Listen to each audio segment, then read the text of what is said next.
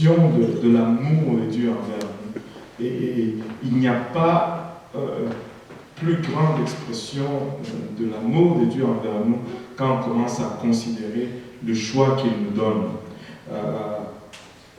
J'étais en train de parler il y a 2 semaines avec une fille nouvellement à l'église qui veut mettre sa vie en ordre et qui disait pasteur, je veux marcher dans les voies de Dieu. Fait que j'avais, avant de venir à l'église, j'avais un copain, mais je lui ai dit, pour moi, c'est fini, je vais suivre Dieu comme il faut. Et lui me dit, non, on peut quand même continuer. Le plus important, c'est qu'on soit chrétien, les deux. Il dit, non, mais moi, je sens que pour le moment, je dois me concentrer sur Dieu, je veux suivre Dieu. Il dit, non, non, non, je t'aime tellement, je ne peux pas te laisser aller. J'ai commencé à essayer d'expliquer à cette fille que ça, ce n'est pas vraiment l'expression de l'amour. L'amour, ce n'est pas pour soi.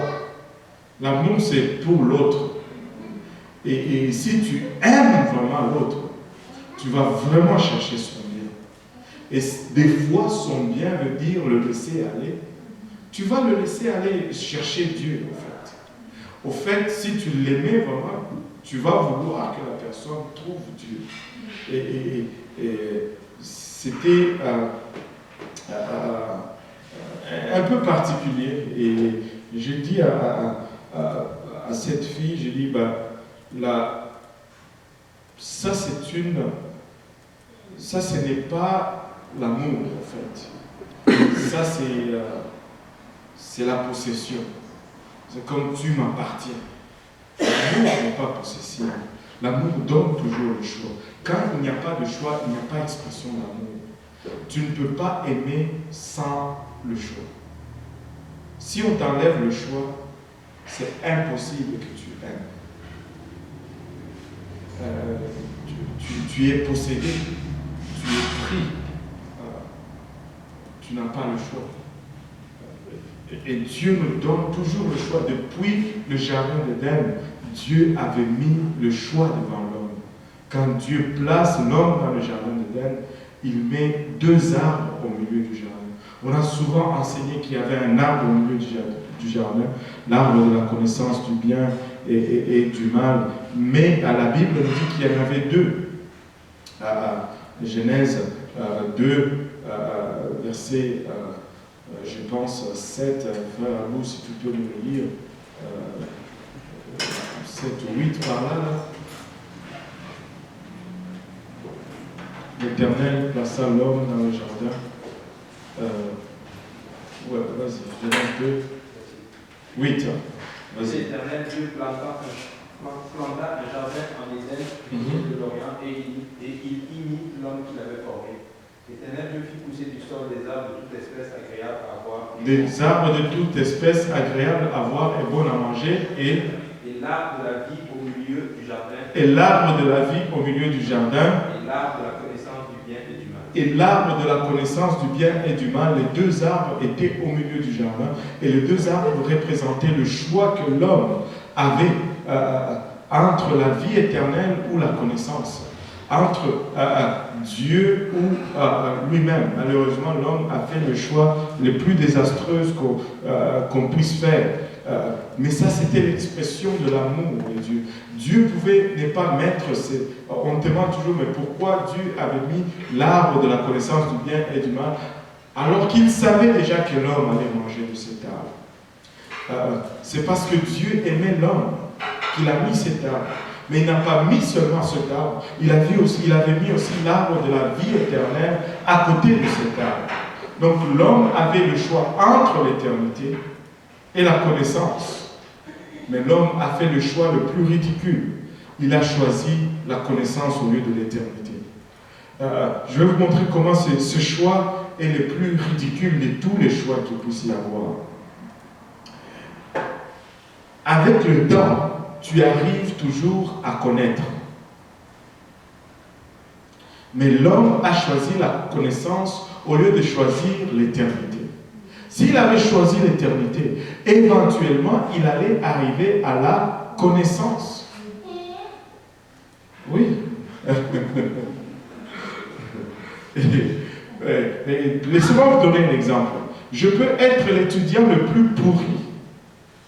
Et puis je m'inscris en médecine. Et je fais première année, première session, je plante.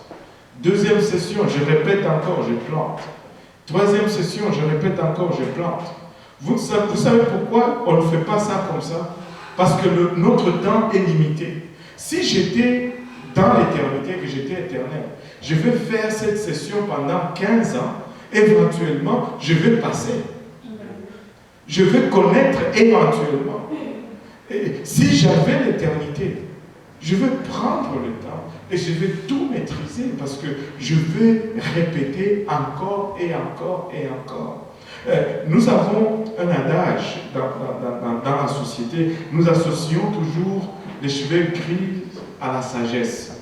Pourquoi? Parce que nous considérons qu'après un certain temps, ici sur la terre, on a acquis une certaine mesure de connaissance. Et cette mesure de connaissance est supposée nous rendre sages. Or, nous avons étudié dernièrement que la sagesse, c'est l'application de la connaissance. Des fois, nous accumulons la connaissance, mais nous n'appliquons pas cette connaissance. Donc, bref, pour retourner au choix, le choix est capital. Le choix, c'est l'expression de l'amour, c'est la voie par laquelle nous allons exprimer notre amour. Quand on aime, on donne le choix. Tu ne peux pas entrer dans le mariage sans choix. Qui aimerait que ses parents lui trouvent une femme ou un mari, puis dit, toi tu épouses celle-ci ou celui-ci, et puis point final, on n'en discute pas. Ça ne marchera pas. Pourquoi? Parce que vous n'allez pas être à mesure d'aimer, vu qu'il n'y a pas opportunité de choisir. Les enfants sur la cour de l'école, c'est la même chose. Si un enfant va voir un autre et lui dit « je veux être ton ami », si l'autre ne réplique pas que « moi aussi je veux être ton ami », il n'y aura jamais d'amitié entre les deux. Alléluia. Amen. Stéphane, je veux être ton ami. Toi aussi? Bon, voilà. Là, il va y avoir une relation. Maxime, bon. Maxime, je veux être ton ami. Toi aussi? Bon, alléluia. Là, il a réagi à cause du nom. Alléluia. Le choix est important. Après avoir délivré le peuple de l'esclavage de l'Égypte, le Seigneur les a conduits à travers le désert. Il y a eu plusieurs épisodes. Mais allons dans Deutéronome chapitre 11 aujourd'hui. Voyons une autre opportunité où Dieu donne le choix à son peuple. Deutéronome 11.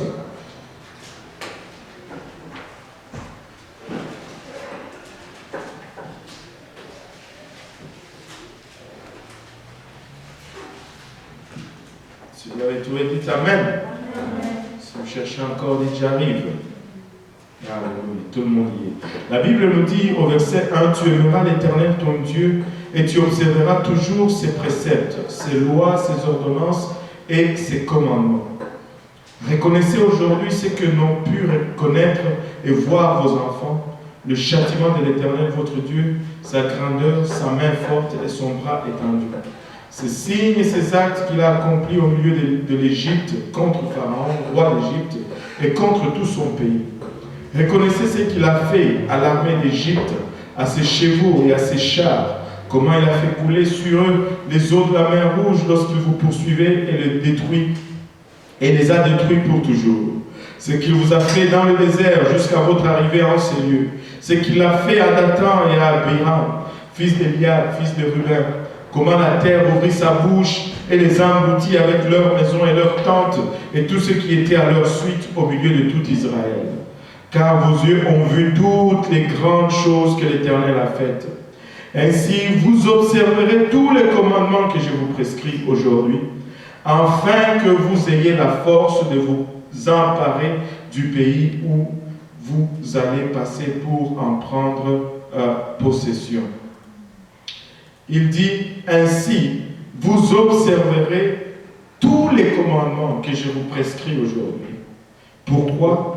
Afin que vous ayez la force de vous emparer du pays où vous allez passer pour en prendre possession, et afin que vous prolongiez vos jours dans le pays que l'Éternel a juré à vos pères de leur donner, et à eux et à leur postérité, pays où coule le lait et le miel.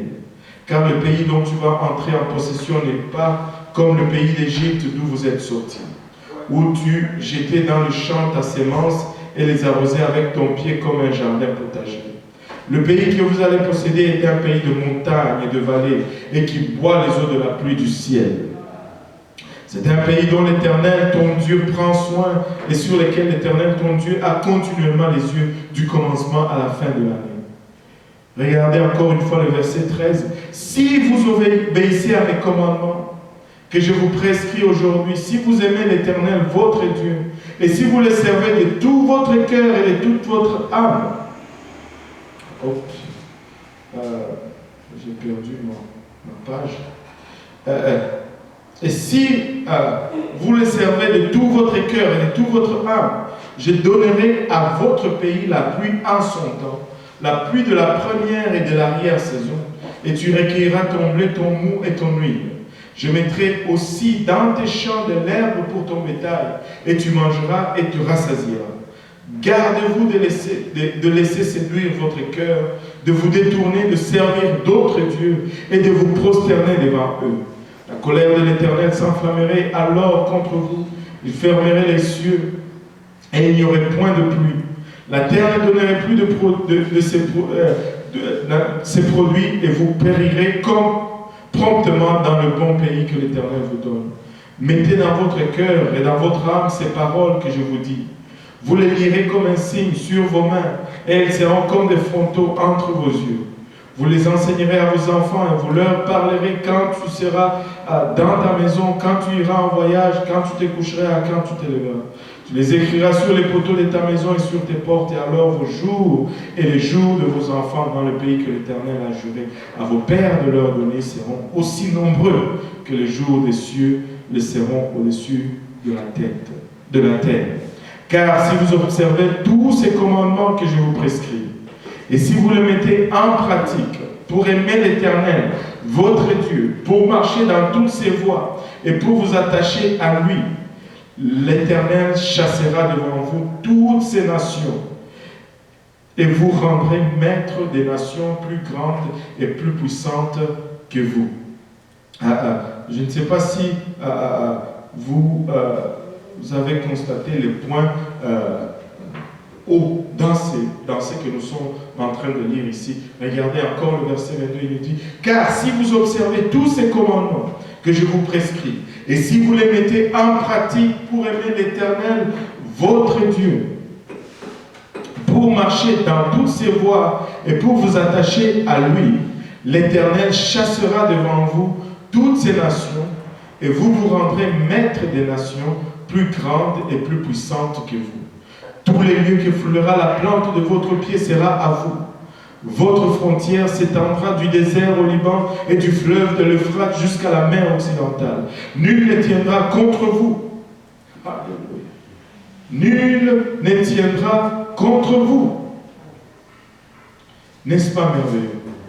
Nous aimons ces versets, mais très souvent nous oublions de lire tout ce qui précède. Voici, je mets aujourd'hui devant vous la bénédiction et la malédiction.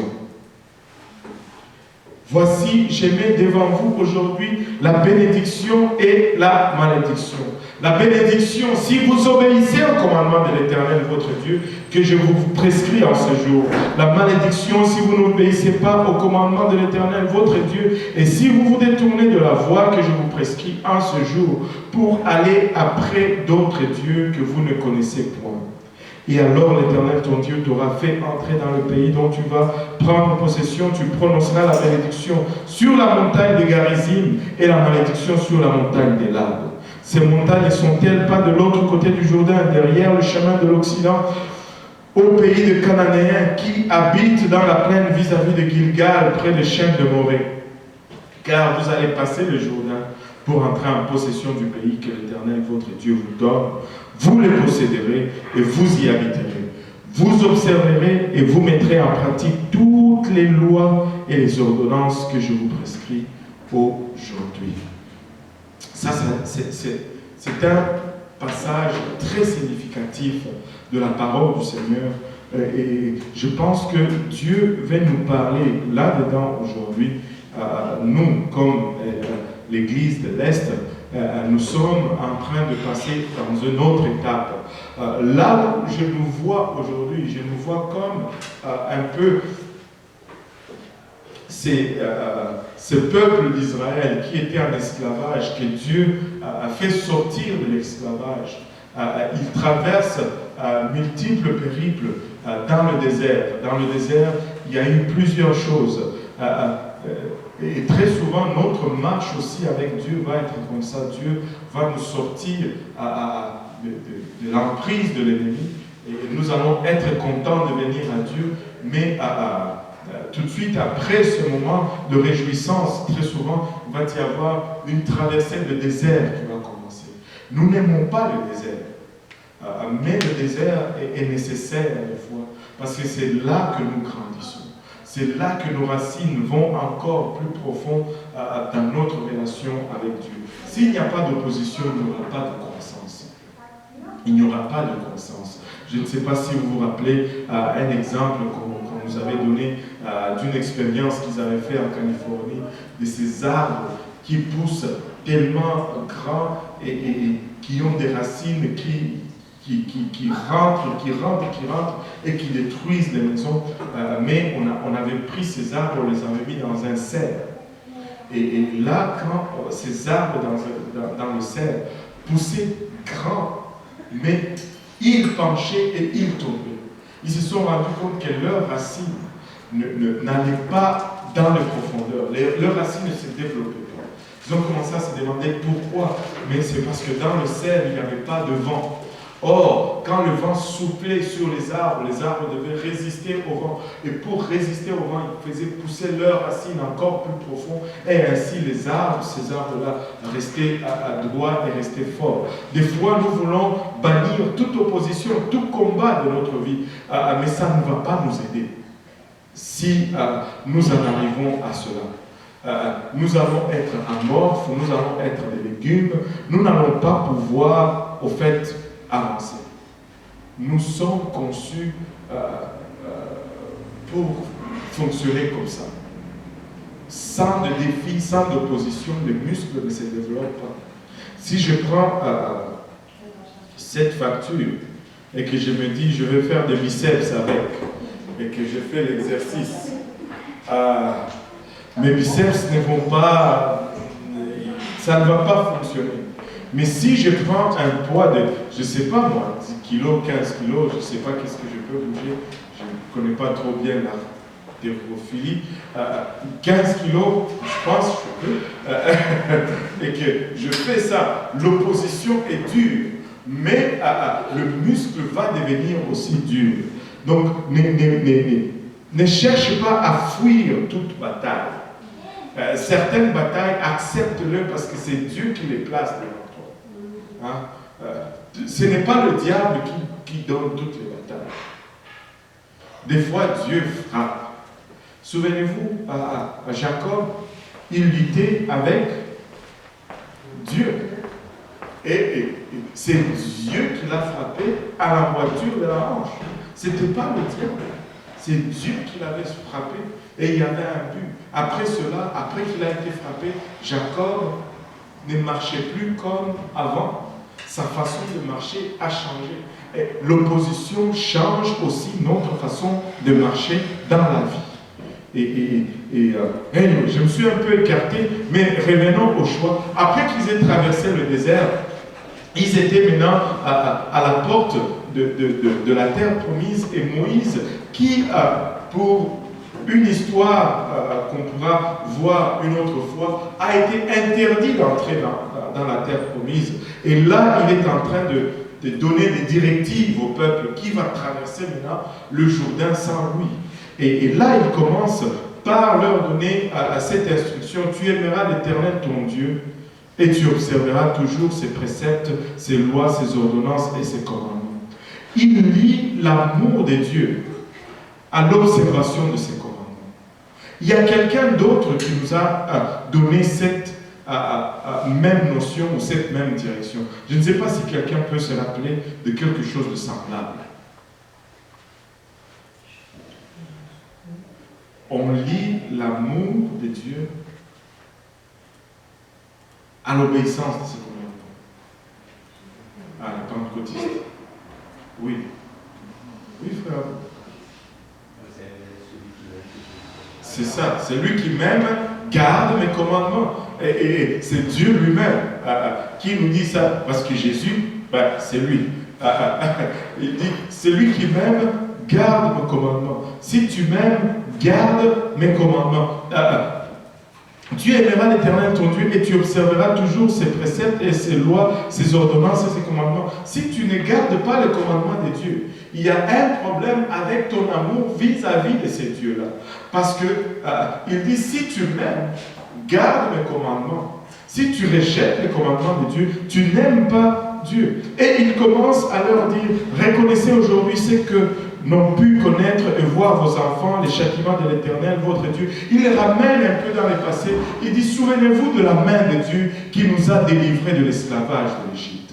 Souvenez-vous de ce que Dieu a fait, comment il a amené l'armée de Pharaon. D'abord, il a frappé Pharaon. Il nous a fait sortir avec la main haute, c'est-à-dire nous avons dépouillé les Égyptiens. Il nous a amené, Pharaon nous a suivis, il a noyé son armée dans la mer Rouge, il nous a traversés dans le désert, il a fait tous ceux qui se sont rebellés, Dathan et Abiram, il les a frappés, il a corrigé leur rébellion en ouvrant la terre et en engloutissant les familles rebelles avec leurs maisons, leurs tentes et leurs possessions. C'était une chose terrible. Il dit, vous avez vu ces choses, vous avez vu la grandeur, la puissance et la magnificence de Dieu. Vos yeux ont vu toutes les grandes choses que l'Éternel a faites au verset 7. À cause de ce que vous avez vu. Ainsi, observez le commandement que je vous prescris, parce que vous avez vu ce que Dieu a fait. Nous pouvons aussi regarder en arrière, voir ce que Dieu a fait dans notre vie. Si on ouvrait la plateforme pour les témoignages, il y aura toutes sortes d'histoires d'où Dieu nous a tirés aujourd'hui. Je ne sais pas ce qui vous concerne, mais Dieu m'a tiré de la main. Je ne le connaissais pas, mais c'est dans sa grâce qu'il a étendu sa main. J'étais arrivé à une place où je devenais fou, je perdais la raison parce que j'ai frappé un mur dans ma vie. J'entendais des voix, je ne pouvais pas dormir la nuit, j'étais tourmenté, mais Dieu a étendu sa main. Il m'a délivré, il a réduit au silence ces voix qui me tourmentaient. Il m'a réduit mon sommeil. Il m'a sorti d'une fosse. Et il en a sorti plusieurs ici, de plusieurs fosses. Il y a plusieurs témoignages enseignés d'où Dieu nous a tirés. Il nous a délivrés des religions, il nous a délivrés de la drogue, il nous a délivrés de l'alcoolisme, il nous a délivrés de plein de choses, de la promiscuité, des ambitions destructives, en fait. Et nous pouvons regarder derrière et voir ce que Dieu a fait. Et si, même après nous avoir sortis de là, il y a des témoignages extraordinaires parmi nous. La semaine passée, je n'en ai pas fait mention dans le service dimanche. Mais la semaine passée, c'était une semaine où Dieu a béni 2 personnes dans l'église. Une personne, enfin je sais que les 2 savaient, parce que Dieu les avait parlé. Mais une personne à qui Dieu a parlé spécifiquement à 2 reprises, par 2 personnes différentes, disant que tu vas sortir de ton désert. Et la sœur Rebecca a été engagée, elle commence le 12. Le frère Jean-Yves a été engagé, il commence le 12.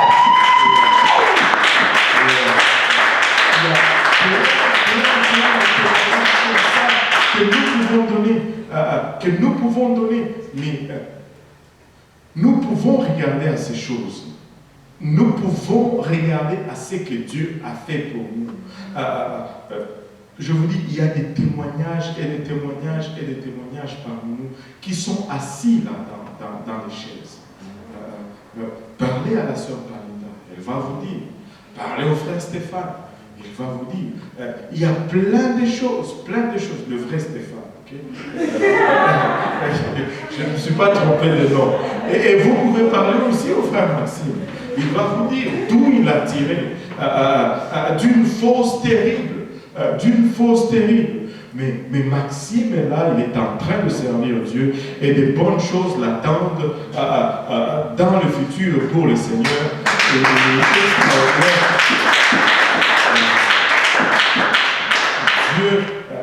Dieu n'a pas fini. Dieu n'a pas fini. Il continue de le faire et il va encore le faire. Mais si nous regardons à ces choses, le verset 8 nous dit ainsi. Vous observerez tous les commandements que je vous prescris aujourd'hui, afin que vous ayez la force de vous emparer du pays où vous allez passer pour en prendre possession. Dieu est en train de nous sortir de quelque part, mais il nous amène à une destination. Et il a fait des choses, nous pouvons voir ces choses et avoir l'assurance qu'il va nous mener là où il a dit qu'il allait nous amener. Mais si nous voulons avoir la force de prendre le pays qu'il a préparé pour nous, nous devons marcher dans ces commandements. Il n'y a pas une autre façon de le faire.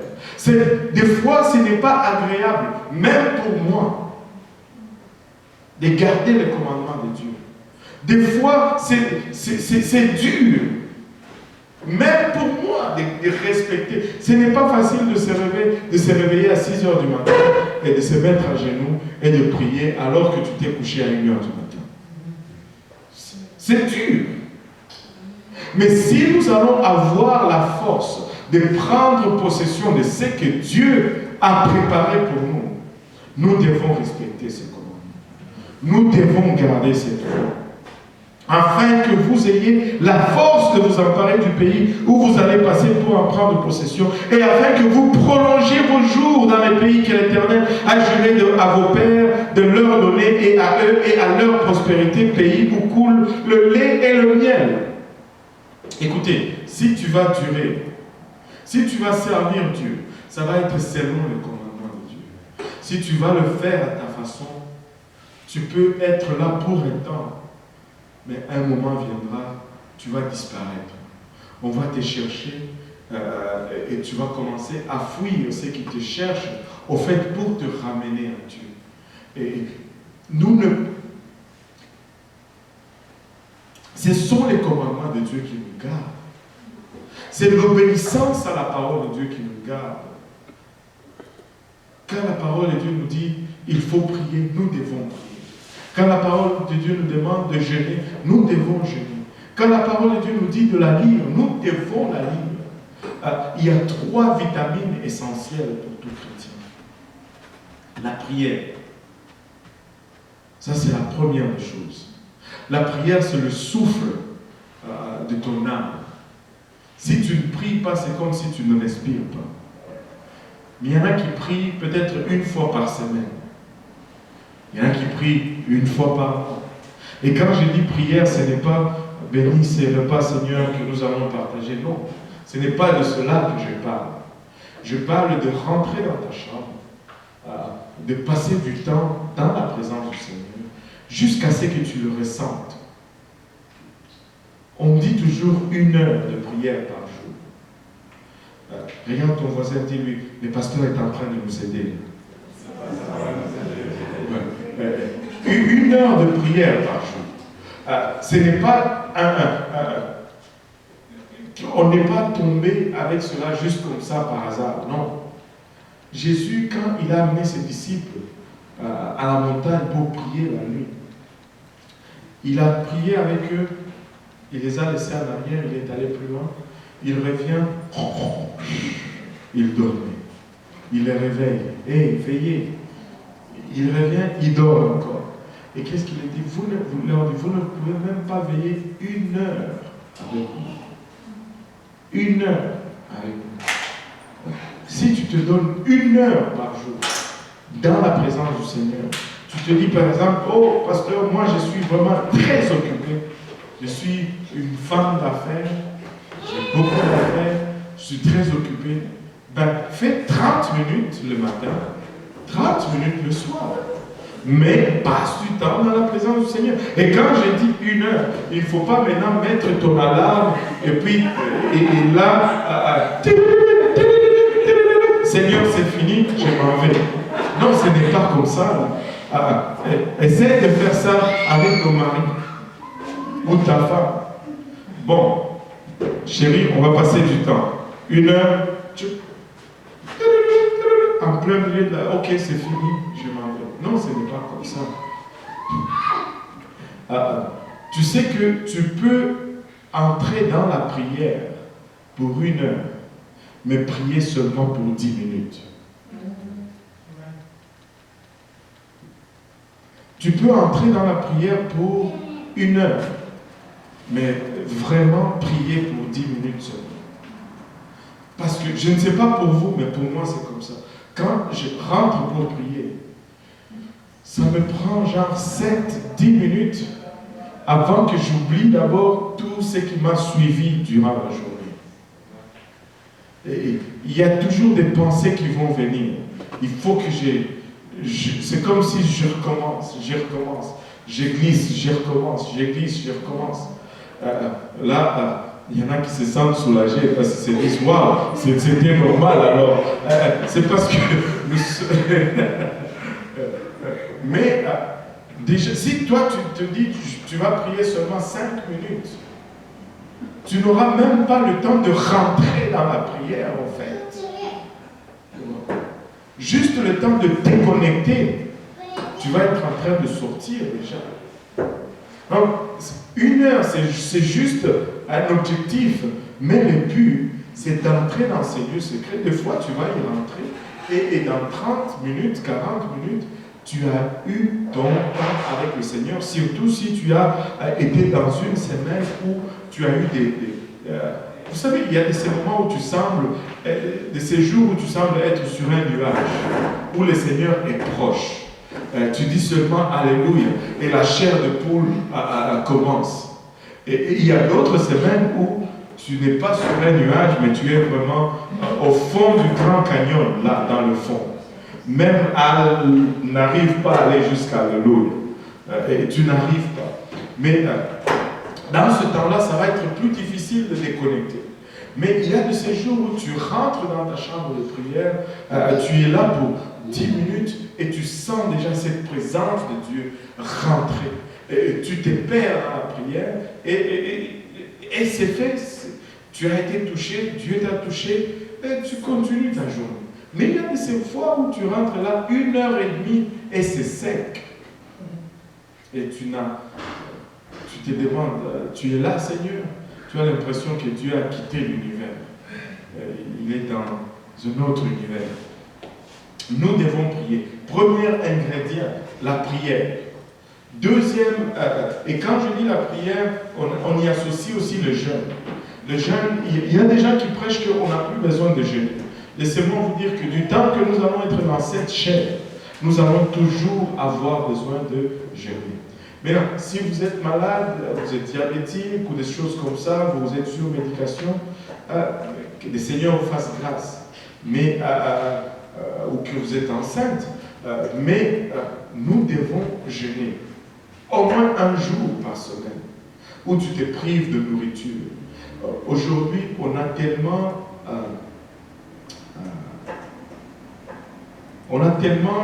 chercher la facilité. Qu'on a des jeunes qui, au fond, des jeunes bizarres. Aujourd'hui, oh, on va faire un jeune de Facebook, un jeune de médias.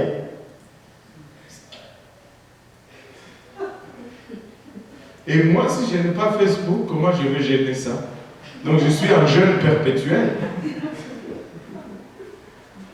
Un jeune de téléphone cellulaire. Il y en a qui devraient gêner de leur téléphone cellulaire, peut-être. Un jeune de la télé. Moi, je n'avais pas de télé à la maison. Comment est-ce que je vais gêner? Jeûner, ça veut dire mettre sa main sur sa bouche. Oui, il y a toutes sortes de jeûnes de Daniel, où ils mangent juste des légumes, pas d'épices et pas de sucreries. Ben, vas-y, fais le jeûne de Daniel. Et ce n'est pas facile. Je préfère encore un jeûne sans nourriture qu'un jeûne à manger de la salade. Parce que ça te tue encore plus. Et nous devons jeûner. Quand on dit la prière, on associe aussi le jeûne à cela. Après, ça c'est le premier élément, ou la première vitamine de tout chrétien. Deuxième vitamine, c'est la lecture de la parole de Dieu. Tu dois lire ta Bible chaque jour. Tu dois lire ta Bible chaque jour. Et tu sais quoi, si tu lisais 3 à 4 chapitres par jour, ou à peu près 3 pages de ta Bible, 3 à 4 pages par jour, tu vas finir ta Bible dans un an. Et tu recommences encore l'année suivante. Et tu vas être surpris. Parce que tu vas lire des choses qui vont te frapper et t'interpeller de la façon que ça ne t'a jamais interpellé. Pourquoi? Parce que la Bible est un livre vivant. C'est vraiment une parole vivante. Elle va bâtir sur ce que tu as accumulé. La connaissance que tu accumules à la première lecture va t'aider à lire à un niveau supérieur. Et tu vas lire des choses et tu vas te dire, waouh, je n'avais pas vu ça. Non, tu avais vu ça, mais seulement tu n'avais pas la connaissance pour voir jusqu'où cela a été profond.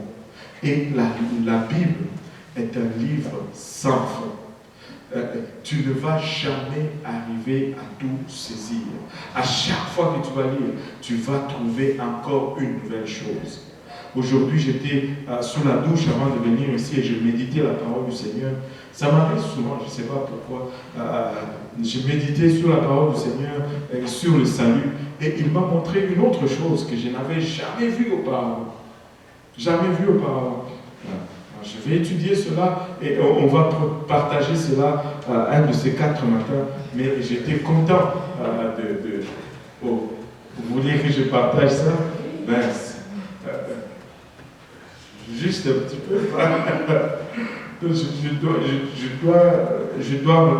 Je dois encore confirmer, ok? Je ne veux pas juste shooter là. Je dois encore confirmer. Et c'est comme cette dame, il y a une dame à l'église Saint-Laurent, la sœur Pio. Je ne sais pas s'il y en a qui la connaissent. Elle a les cheveux blancs complètement, elle est très âgée. Elle est toujours là le matin et le soir. Un jour, il y a à peu près 10 ans en arrière, j'étais quand même assez nouveau à l'église, peut-être même 12 ans en arrière. On était dans la conférence de Caen, la réunion de Caen, au mois de juillet. Le prédicateur avait prêché ce jour-là sur la main gauche de Dieu. La main gauche de Dieu. Et c'était extraordinaire. On est sorti de l'église. Quand je sortais, j'ouvre la porte pour sortir à l'extérieur. Elle était un peu loin de la porte, presque au niveau du trottoir. Et je vois la sœur Pio qui s'arrête, qui secoue la tête. Elle dit, elle s'est parlé à elle-même, à haute voix, littéralement. Elle dit, 30 ans dans l'église, et je n'ai jamais entendu parler de la main gauche de Dieu. Oh Seigneur. Et elle a continué à marcher. Et c'est ça la parole de Dieu. Tu peux être là 30 ans et tu vas découvrir toujours quelque chose de nouveau. Tu dois lire ta Bible chaque jour. Chaque jour, tu dois lire ta Bible. Chaque jour, tu dois lire ta Bible.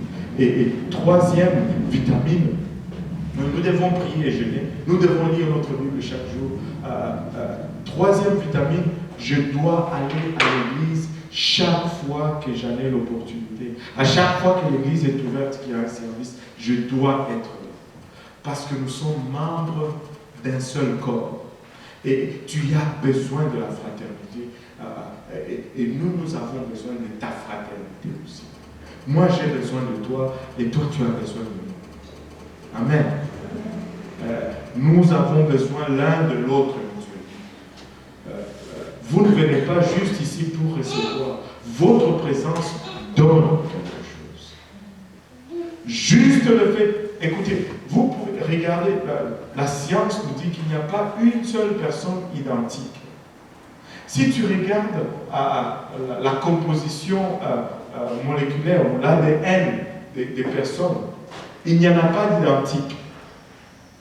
Nous, presque 6 milliards, 7 milliards, c'est combien de gens sur la Terre aujourd'hui? En tout cas, beaucoup. Mais il n'y a pas deux personnes pareilles. Savez-vous ce que ça signifie?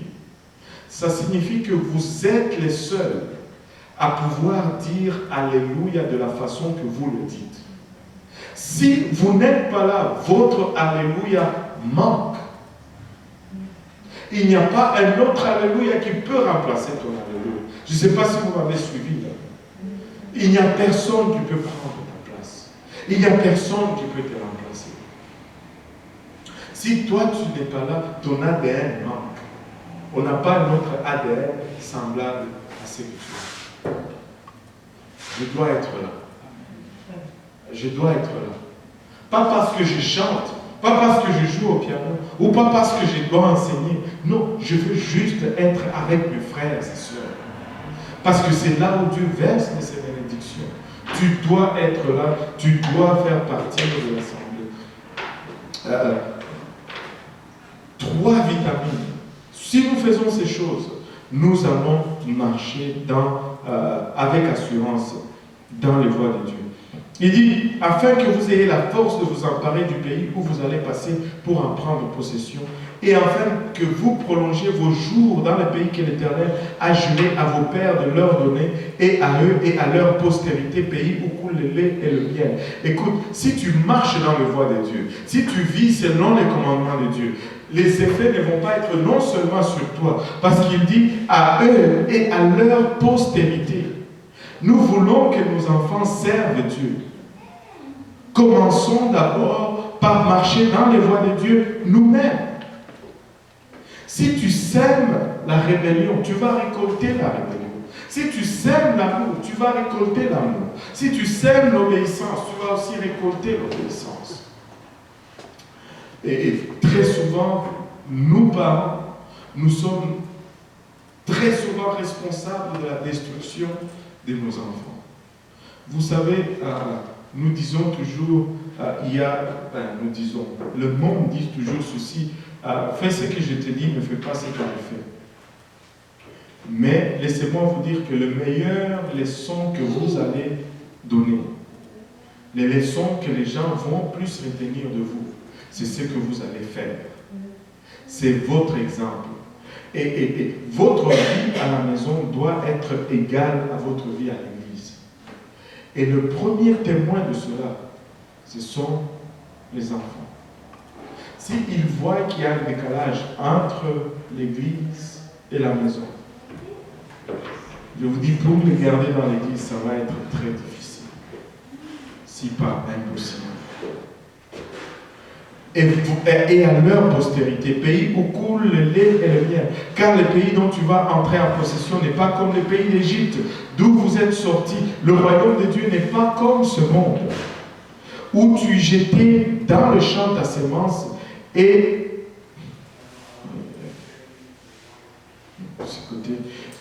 où tu jetais dans le champ ta semence et les arrosais avec ton pied comme un jardin potager.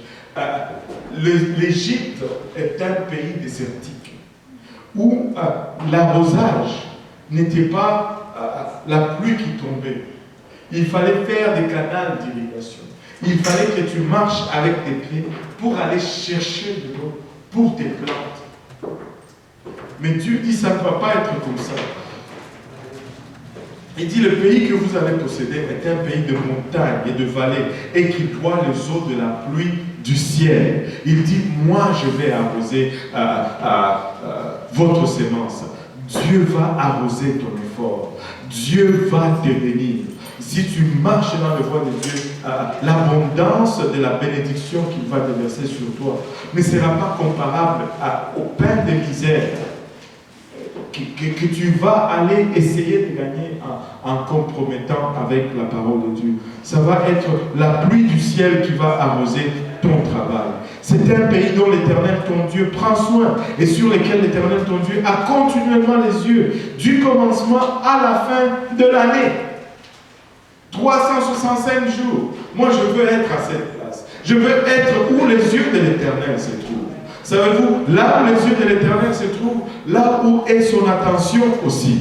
Et nous voulons être à cette place. Si vous obéissez, encore une fois au verset 13, si vous obéissez à mes commandements que je vous prescris aujourd'hui, si vous aimez l'Éternel, votre Dieu, et si vous le servez de tout votre cœur et de toute votre âme, si nous servons l'Éternel, et il allait partir avec si vous servez l'Éternel avec toute votre